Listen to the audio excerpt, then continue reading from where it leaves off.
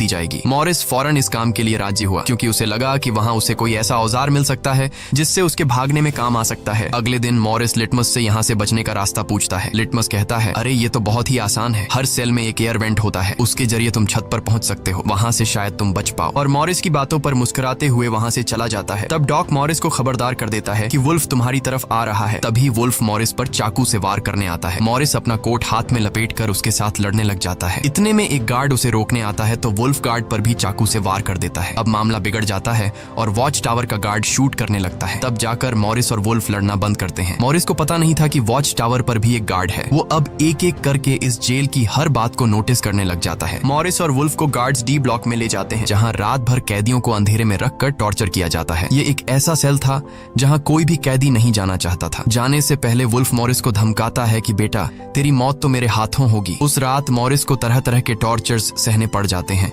जिससे उसकी हालत काफी खराब हो जाती है। 2 हफ्ते तक इस अंधेरे वाले सेल में रहने के बाद उसे वापस उसके सेल में लेके आते हैं जहां लिटमस अपने पालतू चूहे से मॉरिस को एक नोट भेजता है जिसमें लिखा होता है, वेलकम बैक मॉरिस। एक दिन चार्ली नाम का एक नया कैदी आता है जिसे मॉरिस के पास वाले सेल में रखा जाता है। मॉरिस और चार्ली में जल्दी दोस्ती हो जाती है। मॉरिस फिर उसे अपने दूसरे दोस्तों से भी मिलवाता है। उसी समय वार्डन बिना किसी को बताए हर एक कैदी के सेल को चेक करता है। जब वो डॉग के सेल में जाता है तो डॉग के सेल में उसके बनाए हुए कई पेंटिंग्स होते हैं। वार्डन हैरान रह जाता है कि दिन ब दिन उसकी पेंटिंग तो बढ़ती जा रही है। डॉग ने वार्डन की पेंटिंग भी बना के रखी होती है। उसे देखकर वार्डन मुस्कुराने लग जाता है, लेकिन पता नहीं क्यों अगले दिन वार्डन डॉग के सेल में बनाई गई सभी पेंटिंग्स को बाहर फेंकने का गार्ड्स को ऑर्डर देता है। वार्डन के इस फैसले ने डॉग को अंदर से पूरी तरह तोड़ दिया क्योंकि डॉग सिर्फ अपनी पेंटिंग के ही सहारे जिंदा था। वह अपने हर एक बनाए हुए पेंटिंग से बहुत प्यार करता था क्योंकि यहाँ उसकी सिर्फ एक ही खुशी थी और वो भी उस बेचारे से छीन ली गई।